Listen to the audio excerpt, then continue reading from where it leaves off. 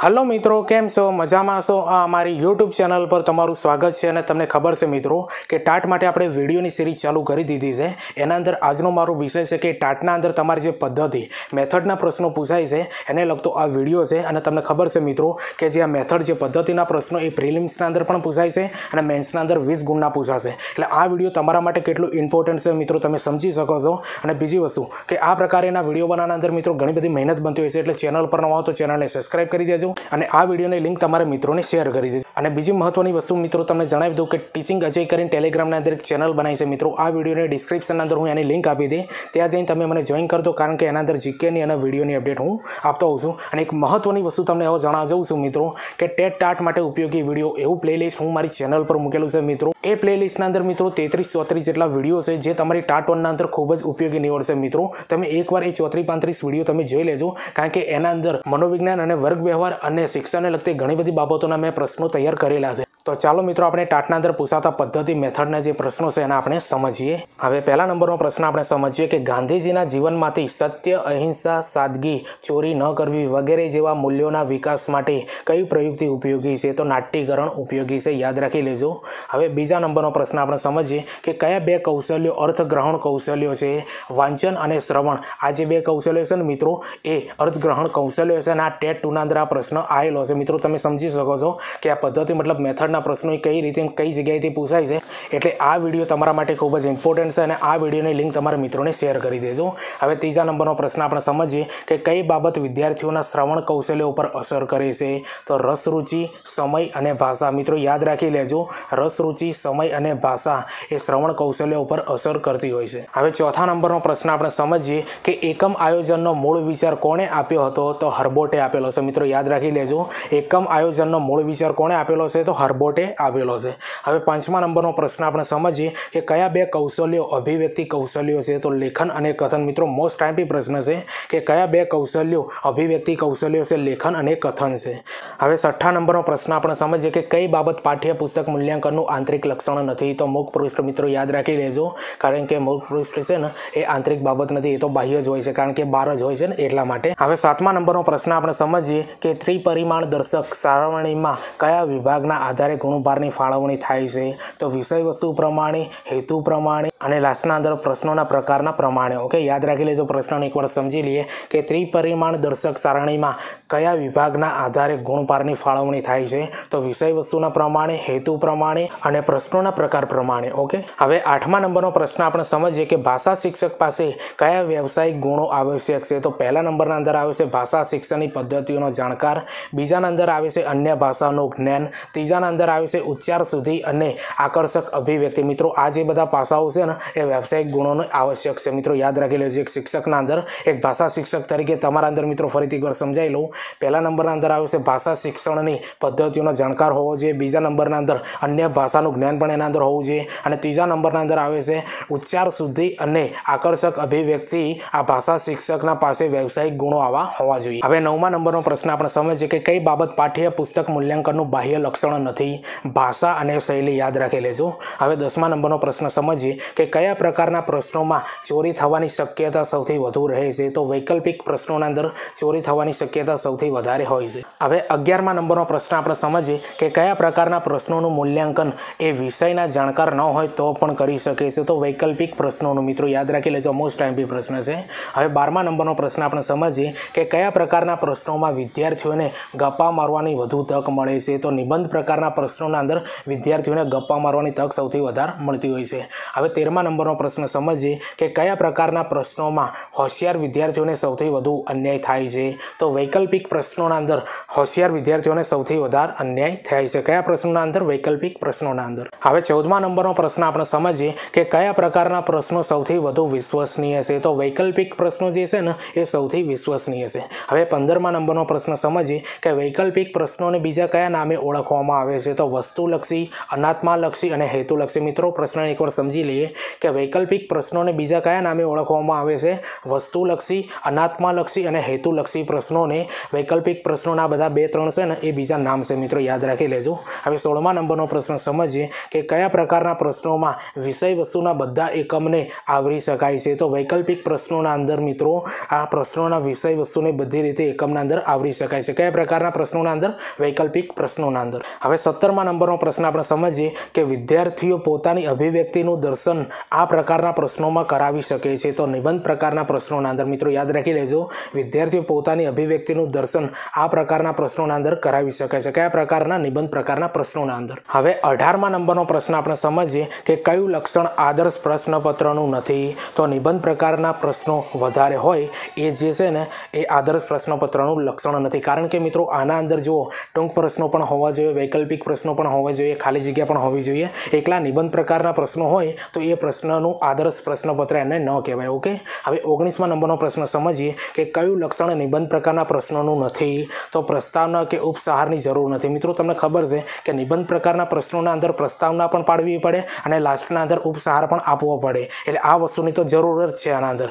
એટલે જે આ જો પ્રકારનો વિકલ્પ હોય તો એ ખોટો વિકલ્પ છે આના માટે। એટલે 20મા નંબરનો પ્રશ્ન હવે સમજીએ કે અંક પ્રકાશન પ્રવૃત્તિથી બાળકોમાં કયા કૌશલ્યનો વિકાસ થાય છે? તો લેખન કૌશલ્ય, સંપાદન કૌશલ્ય અને સાહિત્ય રુચિ। મિત્રો આ પ્રશ્નને ફરીથી સમજીએ કે અંક પ્રકાશન પ્રવૃત્તિથી બાળકોમાં કયા કૌશલ્યનો વિકાસ થાય છે? લેખન કૌશલ્ય, સંપાદન કૌશલ્ય અને સાહિત્યની રુચિ। હવે 21મા નંબરનો પ્રશ્ન સમજીએ કે વિદ્યાર્થીઓની યોગ્ય અભિવ્યક્તિ માટે કયા પ્રકારના પ્રશ્નો ઉપયોગી છે? તો નિબંધ પ્રકારના પ્રશ્નો ખૂબ જ ઉપયોગી છે। મિત્રો તમને ખબર છે કે વિદ્યાર્થીઓની યોગ્ય રીતે અભિવ્યક્તિ કરાવરાવી હોય તો નિબંધ પ્રકારના પ્રશ્નો એમના જોડે લખાવડાવવા પડે। હવે 22મા નંબરનો પ્રશ્ન આપણે સમજીએ કે કઈ પદ્ધતિ દ્વારા અમૂર્ત ખ્યાલો સ્પષ્ટ કરી શકાય છે? તો નાટ્યકરણ દ્વારા। હવે 23મા નંબરનો પ્રશ્ન આપણે સમજીએ કે કયા ઉપકરણોને ટેકનોલોજીના પિતાનું બિરુદ મળ્યું છે? તો કોમ્પ્યુટરને મળેલું છે, યાદ રાખી લેજો। કયા ઉપકરણોને ટેકનોલોજીનું પિતાનું બિરુદ મળ્યું છે? તો કોમ્પ્યુટરને મળેલું છે। હવે 24મા નંબરનો પ્રશ્ન આપણે સમજીએ કે માતૃભાષાના મૂળભૂત કૌશલ્યમાં ત્રીજા ક્રમે કૌશલ્ય કયું આવે? તો મિત્રો તમને ખબર હશે શ્રવણ, કથન, વાંચન અને લેખન। તો ત્રીજા નંબરના અંદર આવે છે વાંચન, તમને ખબર જ હશે। હવે 25મા નંબરનો પ્રશ્ન સમજીએ કે કયું શૈક્ષણિક સાધન દ્રશ્ય શ્રાવ્ય છે? તો ટેલિવિઝન એ દ્રશ્ય અને શ્રાવ્ય છે। હવે 26મા નંબરનો પ્રશ્ન આપણે સમજીએ કે કેવા પ્રશ્નો વર્ગમાં ન પૂછવા જોઈએ? તો પડઘા પ્રશ્નો ન પૂછવા જોઈએ, અટકળથી ઉત્તર આપી શકાય તેવા પ્રશ્નો પણ ન પૂછી શકાય, વિદ્યાર્થીઓને માત્ર શિક્ષકનું સમર્થન જ કરવાનું હોય તેવા પ્રશ્નો પણ પૂછી ન શકાય। મિત્રો પ્રશ્નને એકવાર સમજી લઈએ કે કેવા પ્રશ્નો વર્ગખંડમાં અંદર ન પૂછી શકાય? તો પડઘા પ્રશ્નો પણ ન પૂછી શકાય, અટકળથી ઉત્તર આપી શકાય એવા પણ પ્રશ્નો ન પૂછી શકાય, વિદ્યાર્થીએ માત્ર શિક્ષકનું સમર્થન જ કરવાનું હોય એવા પ્રશ્નો પણ તમે વર્ગખંડના અંદર પૂછી નથી શકતા। હવે 27મા નંબરનો પ્રશ્ન આપણે સમજીએ કે વિષય વસ્તુની રજૂઆત માટે ઓછું ખર્ચાળ અને સરળ શૈક્ષણિક ઉપકરણ કયું છે? તો ચાર્ટ છે। મિત્રો તમને ખબર છે કે ચાર્ટ એકદમ ઓછું ખર્ચાળ હોય છે। હવે 28મા નંબરનો પ્રશ્ન સમજીએ કે વર્ગખંડમાં શિક્ષણ પ્રક્રિયાને જીવંત રાખવા મહત્વની ભૂમિકા કયા કૌશલ્યમાં જોવા મળે છે? તો પ્રશ્નવાહિતાના અંદર જોવા મળે છે। તમને ખબર છે કે પ્રશ્નો જેટલા બાળકોને પૂછશો ને એટલા બાળકો એકદમ ક્રિયાશીલ રહેશે, મતલબ વિષય વસ્તુને લાગેલા રહેશે। હવે 29મા નંબરનો પ્રશ્ન આપણે સમજીએ કે બેન્જામિન બ્લૂમ અને તેમના સાથીદારોએ હેતુઓને કેટલા વિભાગમાં વિભાજિત કર્યા છે? તો 3 વિભાગના અંદર વિભાજિત કરેલા છે। હવે 30મા નંબરનો પ્રશ્ન સમજીએ કે વર્ગમાં પાઠની પંચપદી પદ્ધતિમાં વિષય નિરૂપણ એ કેટલામું સોપાન છે? તો 3જું સોપાન છે। મિત્રો યાદ રાખી લેજો, મોસ્ટ ટાઈમ્પી પ્રશ્ન છે કે વર્ગમાં પાઠની પંચપદી પદ્ધતિમાં વિષય નિરૂપણ એ કેટલામું સોપાન છે? તો 3જા નંબરનું સોપાન છે। હવે 31મા નંબરનો પ્રશ્ન સમજીએ ચિત્રો, આલેખો વગેરે માહિતીપ્રદ વસ્તુઓ પ્રદર્શિત કરવા માટે શું ઉપયોગી છે? તો બુલેટિન બોર્ડ। તમને ખબર છે મિત્રો કે શાળાના બહાર જે બુલેટિન બોર્ડ હોય છે એના અંદર આપણે જે પોઈન્ટથી આપણે જે પિન હોય છે પિનથી આપણે ચિત્રો પણ લગાડતા હોઈએ છીએ, કોઈક લેખ હોય છે લગાડતા હોઈએ છીએ। મિત્રો એ બુલેટિન બોર્ડનો ઉપયોગ આપણે કરતા હોઈએ છીએ। હવે 32મા નંબરનો પ્રશ્ન આપણે સમજીએ પુસ્તકો અને સામાયિકોમાં આપેલા ચિત્રો જોવા માટે કયું સાધન ઉપયોગી છે? તો એપિસ્કોપ। મિત્રો યાદ રાખી લેજો, મોસ્ટ ટાઈમ્પી પ્રશ્ન છે। પુસ્તકો અને સામાયિકોમાં આપેલા ચિત્રો જોવા માટે કયું સાધન ઉપયોગી છે? તો એપિસ્કોપ આવે। હવે 33મા નંબરનો પ્રશ્ન સમજીએ કે OHP એટલે શું? તો ઓવરહેડ પ્રોજેક્ટર। હવે 34મા નંબરનો પ્રશ્ન સમજીએ કે આપેલ સમસ્યાનું વિભાજન કરી તેને નાના નાના ક્રમબદ્ધ અને તર્કબદ્ધ પગલાઓમાં વિચારવાનું કાર્ય કઈ પદ્ધતિમાં કરવાનું હોય છે? તો પૃથ્થકરણ પદ્ધતિના અંદર કરવાનું હોય છે। પ્રશ્નને એકવાર સમજી લઈએ કે આપેલ સમસ્યાનું વિભાજન કરી તેને નાના નાના ક્રમબદ્ધ અને તર્કબદ્ધ પગલાઓમાં વિચારવાનું કાર્ય કઈ પદ્ધતિમાં કરવાનું હોય છે? તો પૃથ્થકરણ પદ્ધતિના અંદર કરવાનું હોય છે.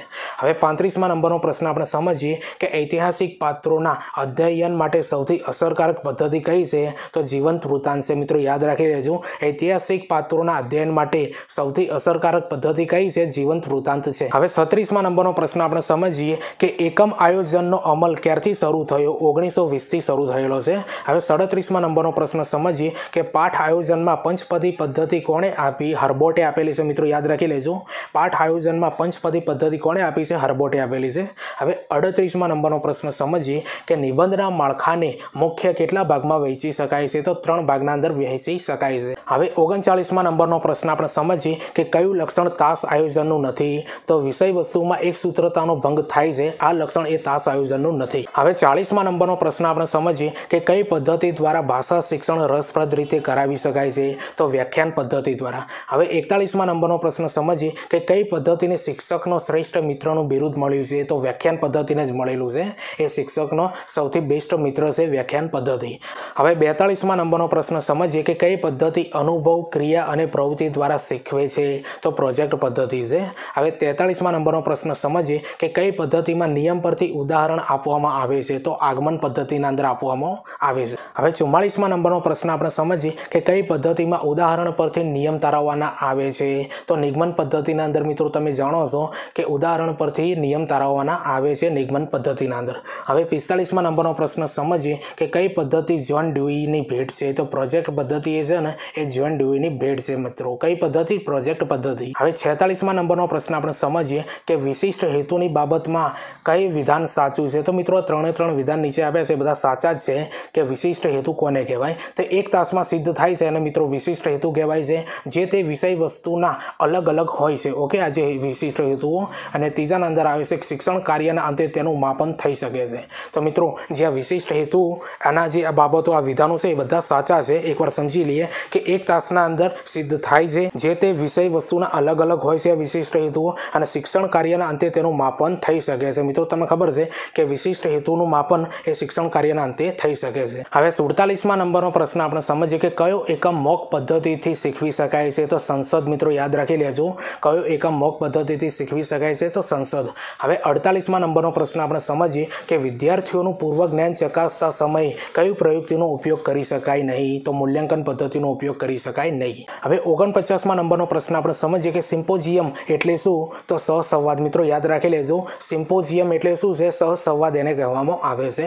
હવે 50મા નંબરનો પ્રશ્ન સમજીએ કે કયું માઇક્રો ટીચિંગનું સોપાન નથી? તો નિરીક્ષણ છે ને એ માઇક્રો ટીચિંગનું સોપાન નથી.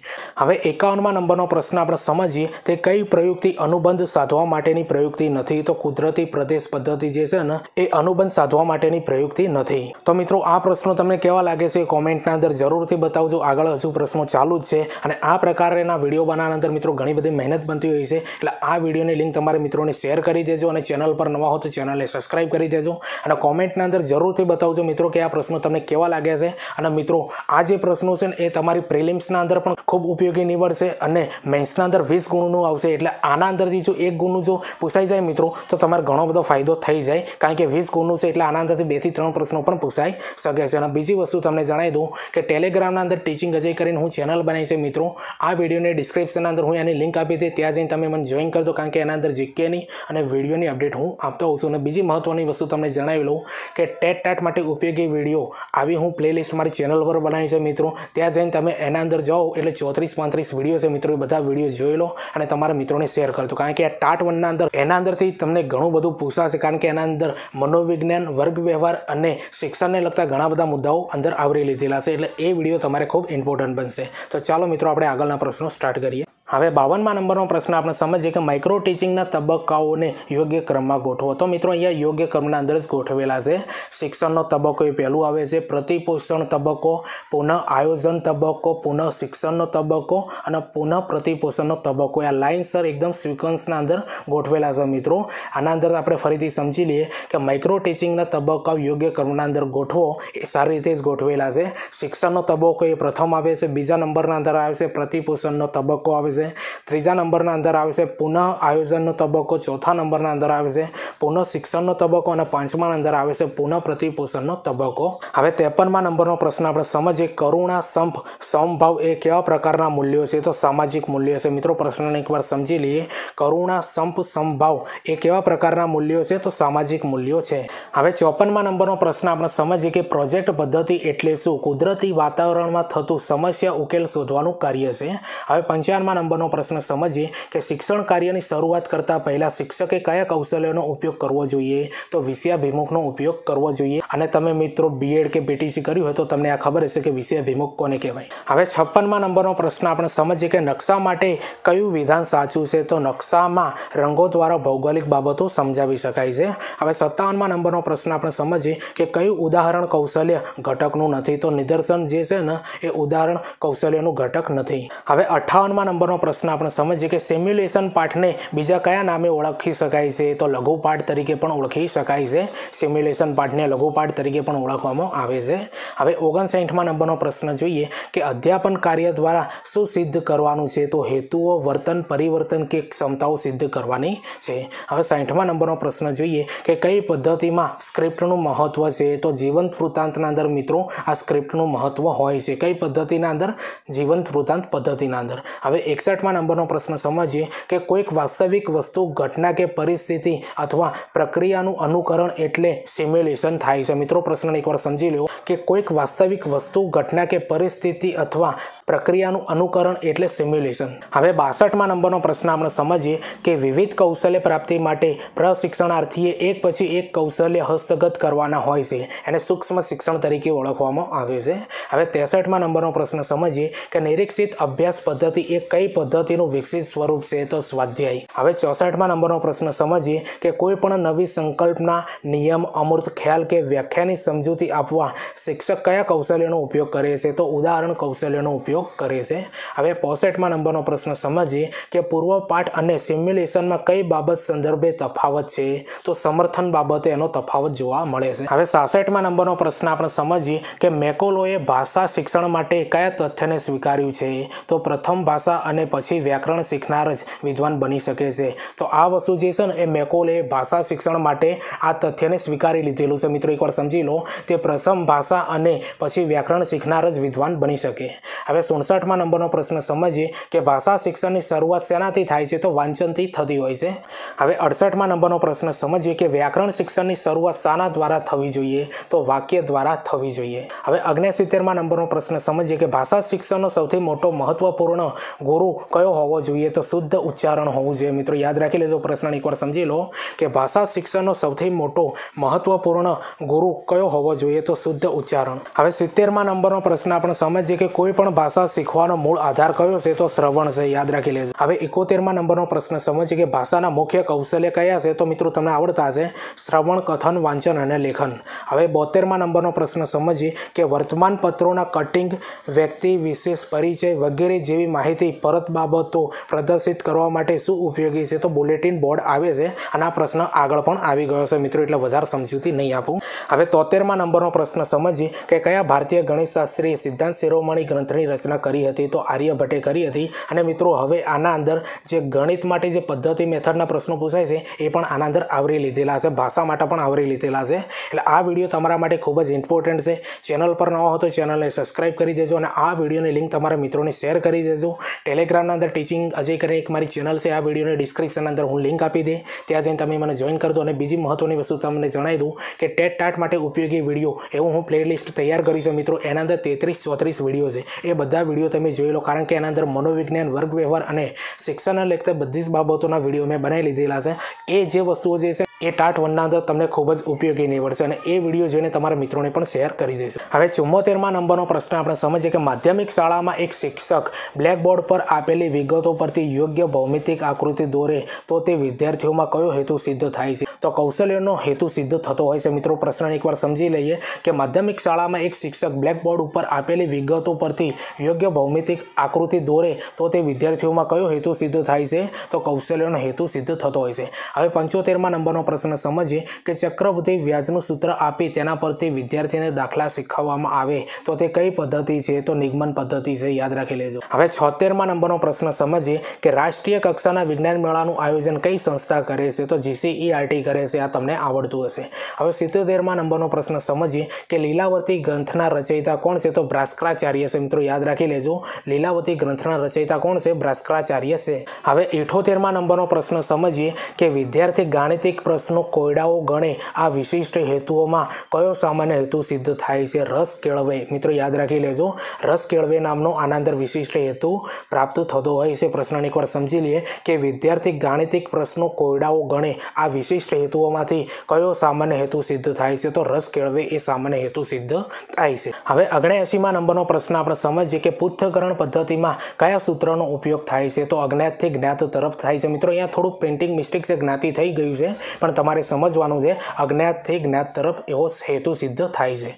હવે 80મા નંબરનો પ્રશ્ન આપણે સમજીએ કૌંસના અંદર a+b² = a² + 2ab + b² સૂત્રનો ઉપયોગ કરી વિવિધ દ્વિપદી પદાવલીના પૂર્ણ વર્ગના પદો મેળવવાનું શીખે આ કઈ પદ્ધતિ સૂચવે છે? તો નિગમન પદ્ધતિ આના અંદર સૂચવે છે. મિત્રો પ્રશ્નને એકવાર સમજી લઈએ. કૌંસના અંદર a+b² = a² + 2ab + b² સૂત્રનો ઉપયોગ કરી વિવિધ દ્વિપદી પદાવલીના પૂર્ણ પદના પદો મેળવવાનું શીખે આ કઈ પદ્ધતિ સૂચવે છે? તો નિગમન પદ્ધતિ આના અંદર સૂચવાય છે. મિત્રો હવે 81મા નંબરનો પ્રશ્ન સમજીએ કે કયા શિક્ષણ પંચની ભલામણ પછી માધ્યમિક શાળાંત પરીક્ષામાં વિજ્ઞાન વિષય ફરજિયાત બન્યો? તો રાષ્ટ્રીય શિક્ષણ પંચની ભલામણથી. યાદ રાખી લેજો, પ્રશ્નને એકવાર સમજી લઈએ. તે કયા શિક્ષણ પંચની ભલામણ પછી માધ્યમિક શાળાંત પરીક્ષામાં વિજ્ઞાન વિષય ફરજિયાત બન્યો? તો રાષ્ટ્રીય શિક્ષણ પંચની ભલામણથી. હવે 82મા નંબરનો પ્રશ્ન આપણે સમજીએ ગણિત શિક્ષણ દ્વારા વિદ્યાર્થીઓના કૌશલ્યોનો વિકાસ કયા ક્ષેત્રમાં થાય છે? તો માનસિક ક્ષેત્રના અંદર થાય છે. યાદ રાખી લેજો, ગણિત શિક્ષણ દ્વારા વિદ્યાર્થીઓમાં કૌશલ્યોનો વિકાસ કયા ક્ષેત્રમાં થાય છે? તો માનસિક ક્ષેત્રના અંદર થાય છે. હવે 83મા નંબરનો પ્રશ્ન સમજીએ પુસ્તકો અને સામાયિકોમાં આપેલા ચિત્રો જોવા માટે કયું સાધન ઉપયોગી બને છે? તો એપિસ્કોપ નામનું જે સાધન છે ને એ પુસ્તકના અંદર આપેલા સામાયિકો અને ચિત્રને જોવા માટે ઉપયોગી બને છે. અને આ પ્રશ્ન મિત્રો આગળ પણ આવી ગયેલો છે. હવે 84મા નંબરનો પ્રશ્ન આપણે સમજીએ કે ભાષા શિક્ષણની સાથે શાળાના વાતાવરણ તરફ પણ ધ્યાન કેન્દ્રિત કરનાર કોણ હતા? રાયબર્ન હતા. કોણ હતા મિત્રો? રાયબર્ન હતા. હવે 85મા નંબરનો પ્રશ્ન સમજીએ કે જૂથ ચર્ચા પદ્ધતિ મર્યાદા સૂચવે છે. તો જૂથના તમામ અધ્યતાઓ સક્રિય બનતા નથી. મિત્રો આ એની મર્યાદા છે. એકવાર સમજી લઈએ કે જૂથ ચર્ચા પદ્ધતિ મર્યાદા સૂચવે છે તો જૂથના તમામ અધ્યતાઓ સક્રિય બનતા નથી. આ એની એક મર્યાદા છે. હવે 86મા નંબરનો પ્રશ્ન સમજીએ કે માઇક્રો ટીચિંગ શબ્દનો સૌપ્રથમ ઉપયોગ કોણે કર્યો હતો? ડ્વાઇટ એલને કરેલો હતો. કોને કરેલો હતો? ડ્વાઇટ એલને કરેલો છે. હવે 87મા નંબરનો પ્રશ્ન સમજીએ કે શૈક્ષણિક હેતુઓનું વર્ગીકરણ કોના દ્વારા રજૂ કરવામાં આવ્યું? તો બેન્જામિન બ્લૂમ દ્વારા કરવામાં આવેલું છે. હવે 88મા નંબરનો પ્રશ્ન આપણે સમજીએ કે પ્રશિક્ષણાર્થી વિવિધ શૈક્ષણિક પદ્ધતિ ઉપર પ્રભુત્વ મેળવે તે માટે અભ્યાસક્રમમાં શાનો સમાવેશ થાય છે? તો સિમ્યુલેશનનો સમાવેશ થાય છે અભ્યાસક્રમમાં. હવે 89મા નંબરનો પ્રશ્ન આપણે સમજીએ કે કઈ પદ્ધતિથી વિદ્યાર્થીઓને મૌલિક ચિંતન કરવાની ક્ષમતાને નુકસાન પહોંચે છે? તો પ્રવચન પદ્ધતિથી. હવે 90મા નંબરનો પ્રશ્ન સમજીએ કે શિક્ષણમાં સૌપ્રથમ પ્રોજેક્ટ પદ્ધતિનો ઉપયોગ કરનાર કોણ હતા? કિલપેટ્રિક હતા. મિત્રો યાદ રાખી લેજો, શિક્ષણમાં સૌપ્રથમ પ્રોજેક્ટ પદ્ધતિનો ઉપયોગ કરનાર કોણ હતા? કિલપેટ્રિક હતા. હવે 91મા નંબરનો પ્રશ્ન આપણે સમજીએ એક સંકલ્પના સમજાવવા માટે પહેલા શીખેલ અન્ય સંકલ્પના આધારે બનાવવામાં આવે તેને શું કહેવાય છે? તો મિત્રો આને અનુબંધ કહેવામાં આવે છે. હવે 92મા નંબરનો પ્રશ્ન આપણે સમજીએ કે પ્રામાણિકતા, નૈતિકતા, વફાદારી જેવા ગુણોના મૂલ્યાંકન માટે મૂલ્યાંકનનું કયું સાધન છે? તો ક્રમ માપદંડ છે. યાદ રાખી લેજો. હવે 93મા નંબરનો પ્રશ્ન સમજીએ કે પાઠ આયોજનથી અધ્યાપકને શું ફાયદો થાય છે? તો અધ્યાપકમાં આત્મવિશ્વાસ અને આત્મશ્રદ્ધા વધે છે પાઠ આયોજનથી. હવે 94મા નંબરનો પ્રશ્ન સમજીએ પ્રશ્ન કૌશલ્ય દરમિયાન વિદ્યાર્થીઓના અધૂરા ઉત્તરોને પૂર્ણ કરવા માટે પૂછેલા પ્રશ્નના અનુસંધાનમાં અન્ય પ્રશ્નો પૂછવામાં આવે તેને કયા પ્રશ્નો કહેવામાં આવે છે? તો મિત્રો આને પૂરતી પ્રશ્નો કહેવામાં આવે છે. પ્રશ્નને એકવાર સમજી લઈએ. તે પ્રશ્ન કૌશલ્ય દરમિયાન વિદ્યાર્થીઓના અધૂરા ઉત્તરોને પૂર્ણ કરવા માટે પૂછેલા પ્રશ્નના અનુસંધાનમાં અન્ય પ્રશ્નો પૂછવામાં આવે તેને કયા પ્રશ્નો કહેવામાં આવે છે? તો મિત્રો આને પૂરતી પ્રશ્નો કહેવામાં આવે છે. હવે 95મા નંબરનો પ્રશ્ન સમજીએ મુદ્રિત સામગ્રીના અર્થને ધ્વનિયુક્ત ઉચ્ચાર સિવાય ગ્રહણ કરવું એટલે શું? તો મિત્રો આને મુખ વાંચન કહેવામાં આવે છે. મુદ્રિત સામગ્રીના અર્થને ધ્વનિમુક્ત ઉચ્ચાર સિવાય ગ્રહણ કરવું એને શું કહેવાય છે? મુખ વાંચન કહેવામાં આવે છે. હવે 96મા નંબરનો પ્રશ્ન સમજીએ. મુક્ત અને સર્જનાત્મક અભિવ્યક્તિનું માપન કયા પ્રશ્નો દ્વારા કરી શકાય છે? તો નિબંધ પ્રકારના પ્રશ્નો દ્વારા કરી શકાય છે. હવે 97મા નંબરનો પ્રશ્ન સમજીએ કે હર્બર્ટે આપેલા પાઠ આયોજનના 5 પગથિયા પૈકી પ્રથમ પગથિયું કયું છે? તો પૂર્વ તૈયારી એ પ્રથમ પગથિયું પાઠ આયોજનનું છે અને આ પાઠ આયોજન કોણે આપેલું છે? હર્બર્ટે આપેલું છે. હવે 98મા નંબરનો પ્રશ્ન સમજીએ કે માઇક્રો ટીચિંગ અને સ્ટ્રેલેશનને જોડતી કડી કઈ છે? તો મિત્રો આ બંનેને જોડતી કડી છે સિમ્યુલેશન છે. પ્રશ્ન એકવાર સમજી લઈએ. માઇક્રો ટીચિંગ અને સ્ટ્રેલેશનને જોડતી કડી શું છે મિત્રો? સિમ્યુલેશન છે. હવે 99મા નંબરનો પ્રશ્ન સમજીએ કે વિદ્યાર્થીઓની શૈક્ષણિક નબળાઈ કે કક્ષા જાણવા માટે કઈ કસોટી ઉપયોગી છે? તો નિદાન કસોટી ઉપયોગી છે. હવે 100મા નંબરનો પ્રશ્ન આપણે સમજીએ કે ઉદાહરણોને આધારે તર્ક કરી સામાન્યકરણ કરીને સિદ્ધાંત સૂત્ર કે વ્યાખ્યા કરવાની પદ્ધતિ કયા નામે ઓળખાય છે? તો મિત્રો આને આગમન પદ્ધતિ તરીકે ઓળખવામાં આવે છે.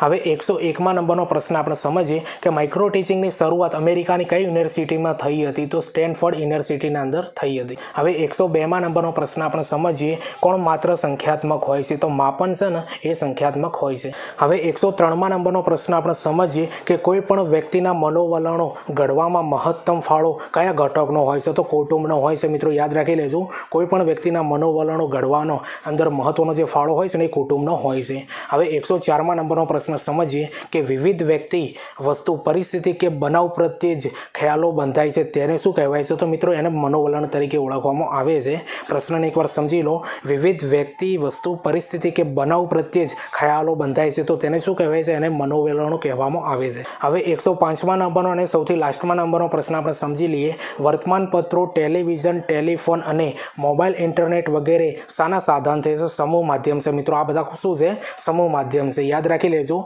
વર્તમાનપત્રો, ટેલિવિઝન, ટેલિફોન અને મોબાઈલ ઇન્ટરનેટ વગેરે શાના માધ્યમ છે? સમૂહ માધ્યમો છે. તો મિત્રો આ 105 પ્રશ્નો તમને કેવા લાગ્યા છે એ કોમેન્ટના અંદર જરૂરથી બતાવજો. ચેનલ પર નવા હો તો ચેનલને સબસ્ક્રાઈબ કરી દેજો. આ વિડીયોની લિંક તમારા મિત્રોને શેર કરી દેજો. અને મિત્રો તમને ખબર છે કે આ 20 ગુણનું તમારે પૂછવાનું છે મેન્સના અંદર અને પ્રિલિમ્સના અંદર. ઓકે, એટલે આ વિડીયો કેટલું મહત્વનું છે તમે સમજી શકો છો. અને બીજી વસ્તુ કે ટેલિગ્રામના અંદર ટીચિંગ અજય કરીને એક ચેનલ બનાવી છે મિત્રો. આ વિડીયોને ડિસ્ક્રિપ્શનના અંદર હું લિંક આપી દે, ત્યાં જઈને તમે મને જોઈન કરજો, કારણ કે એના અંદર જીકેની અને વિડીયોની અપડેટ હું આપતો હોઉં છું. અને બીજી મહત્વની વસ્તુ જણાવી દઉં મિત્રો કે ટેટ ટાટ માટે ઉપયોગી વિડીયો એવું હું પ્લેલિસ્ટ મારી ચેનલ પર તૈયાર કરી છે. મારી પ્લેલિસ્ટના અંદર જવાનું, એના અંદર 33-34 વિડીયો બનાવ્યા છે મિત્રો. એ તમારી આ ટાટ 1 માટે ખૂબ જ ઉપયોગી છે. એના અંદર મિત્રો મનોવિજ્ઞાન, વર્ગ વ્યવહાર અને શિક્ષણને લગતે ઘણા બધા હું વિડીયો બનાવ્યા છે જે તમારી ટાટ 1ના અંદર સારો એવો સ્કોર તમને અપાવી દેશે. તો ચાલો મિત્રો આપણે મળીએ બીજા વિડીયોના અંદર. બાય.